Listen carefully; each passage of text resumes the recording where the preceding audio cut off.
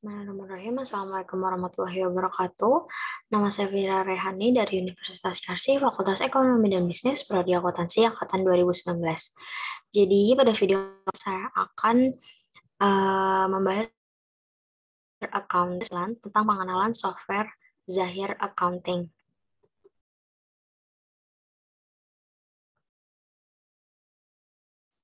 Nah, dalam Zahir Accounting itu akan lebih banyak bekerja dengan mengisi formulir transaksi seperti keadaan sebenarnya tanpa perlu mengetahui cara membuat jurnalnya. Seperti itu. Jurnal yang dibuat secara otomatis dapat berjumlah lebih dari satu. Misalnya jumlah penjualan kredit akan dibuatkan 3 jurnal, yaitu jurnal penjualan, jurnal pembayaran uang muka, dan jurnal pencadangan penghapusan piutang. Demikian juga untuk jurnal-jurnal lainnya. Seluruh proses pembuatan jurnal itu double entry, pencatatan kartu utang dan piutang usaha, mencatat pemakaian barang dan menghitung harga pokok barang, serta perhitungan penyusutan dan pembuatan laporan, grafik dan analisa keuangan dilakukan secara otomatis. Seluruh data yang telah diisi akan disimpan dan dapat digunakan kembali pada saat transaksi-transaksi yang lain. Nah, fasilitas Zahir Accounting versi 6.1 itu, di dalam Zahir Accounting itu terdapat perbedaan antara fasilitas menu aplikasi dan modul aplikasi.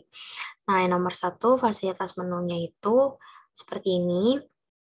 File, setting, plugin, tutup buku, window F1 itu petunjuk. Klik menu file jika ingin membuat data keuangan baru, atau kembali ke menu utama, membackup data, menjalankan alat bantu, membuat password, dan hak askes, dan lain sebagainya. Nah, ini lanjutannya bisa dibaca. Lalu di sini fasilitas Zahir Accounting. Yang nomor 2, fasilitas modul, yaitu yang pertama ada dashboard, digunakan untuk melihat tampilan grafik, diantaranya neraca atau laba rugi, analisa rasio, dan sebagainya. Lalu data-data yang digunakan untuk membuat data master di suatu data kerja di Zahir Accounting. Lalu ada buku besar, digunakan melakukan transaksi jurnal umum. Nah, ini tuh modul penjualan. Beberapa fasilitas yang ada di modul penjualan itu seperti ini. Lalu ada modul pembelian. Kalau tadi penjualan, sekarang pembelian. Nah, ini modul kas bank. Lalu ini modul persediaan. Beberapa fasilitas yang ada di modul persediaan itu seperti ini. Lalu laporan. Laporan di Zahir Accounting terdiri dari ratusan bentuk, tidak hanya laporan keuangan yang utama, tetapi laporan yang berhubungan dengan manajemen, terutama laporan grafik, analisa rasio, dan laporan lainnya. Lalu ada search, fasilitas yang digunakan untuk tracking atau pencarian data yang diketik dengan melakukan pencarian kepada seluruh database data kerja dari mulai data master sampai ke transaksi. Lalu ini adalah penyusunan laporan keuangan perusahaan dagang. Yang pertama jurnal umum, buku besar pembantu, neraca saldo, jurnal penyesuaian, lalu neraca lajur. Nah, ini kita akan membuat di Zahir seperti ini. Ini tutorialnya. Ini tampilan Zahir akan seperti ini. Nah, nanti kita akan menyesuaikan akun-akunnya. Kita bakal ngikutin akun-akun yang ada di sini ya, teman-teman. Yang ada di PPT ini.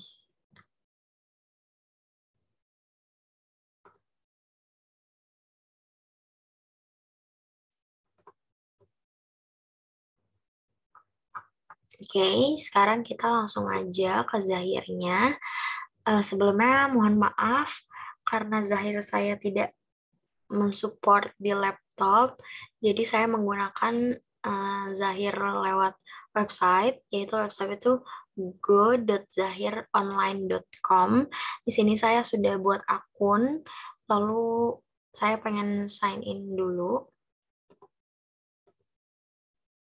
Ini ada email dan password saya, kita masuk aja dulu. Nah, tampilan setelah masuk akan seperti ini.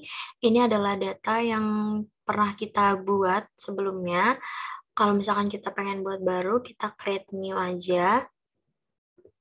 Lalu di sini kita tulis nama perusahaan PT Sumber Rezeki. Jenis usahanya itu perdagangan dan distribusi.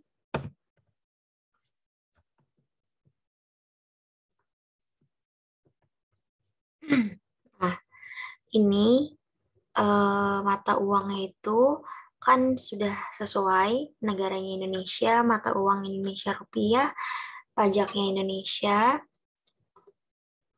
jadi tidak usah dan tidak perlu diganti lagi. Lalu di sini apa namanya, untuk periode akuntansinya kita ganti jadi Januari ke Desember di tahun 2018. Simpan dan lanjutkan. Nah, ini kita checklist saja lalu simpan.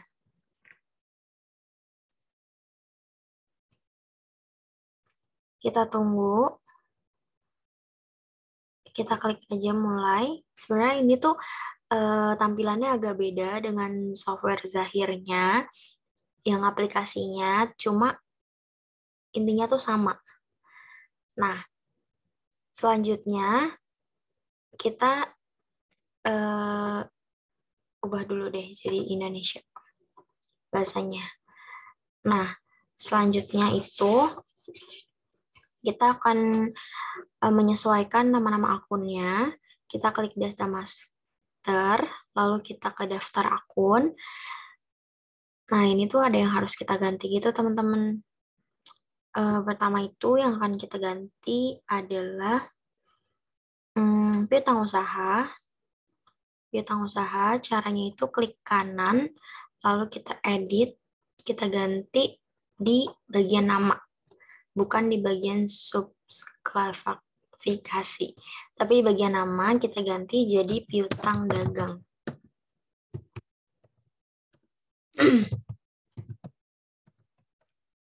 Nah, ini kita simpan. Lalu setelah itu kita ganti persediaan.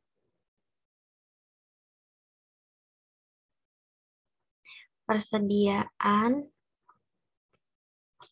kita ganti jadi persediaan barang dagang.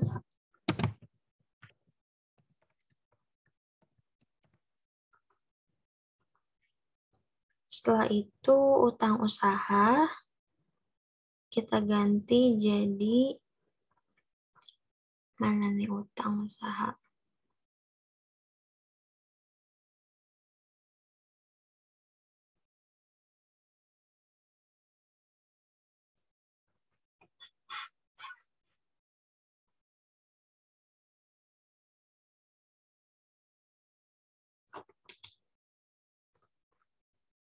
Utang usaha kita ganti jadi utang dagang.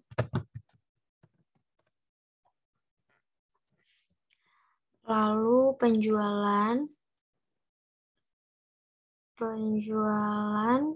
kita ganti penjualan barang dagang.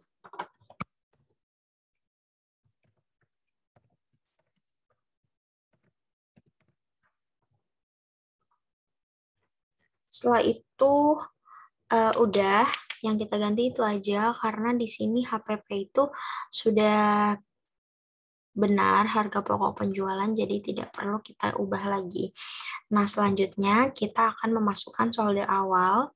Saldo awal itu caranya kita klik profile kita yang ini, lalu kita pilih yang saldo awal, kita pilih akun. Nah, di sini muncul tempat untuk mengisi saldo awal akunnya. Pertama, kita akan mengisi kas di debit. Kas di debit sebesar Rp3.500.000. Lalu bank sebesar 25.500.000.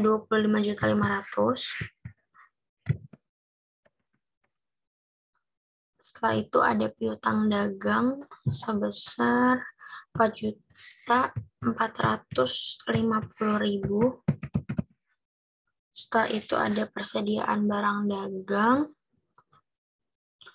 itu sebesar 13.815.000. Setelah itu ada asuransi dibayar di muka sebesar 2.300.000.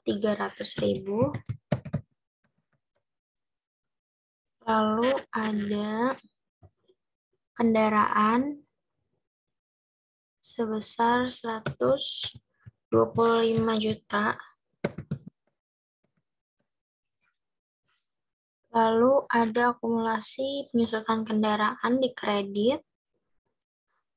Nih, di kredit sebesar 12.500.000 rupiah. Lalu utang dagang di kredit juga sebesar 16.875. Setelah itu ada utang bank, utang gaji dan upah terlebih dahulu deh. Utang gaji upah sebesar 2.115.000. Lalu utang bank sebesar 81.375.000.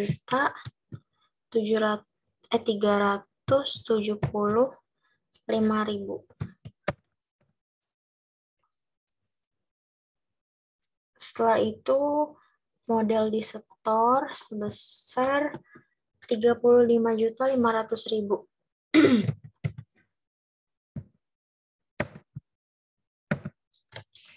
Lalu ada laba ditahan terakhir sebesar 26.300.000.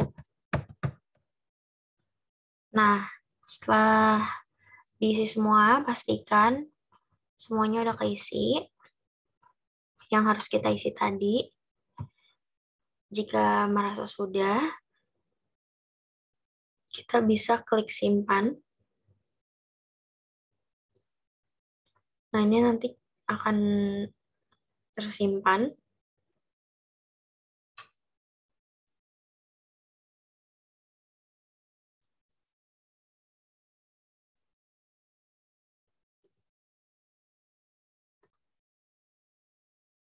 Nah, teman-teman, selanjutnya kita akan melihat apakah aktiva dan pasivanya itu sudah sesuai atau belum, seperti yang ada di sini, di PPT.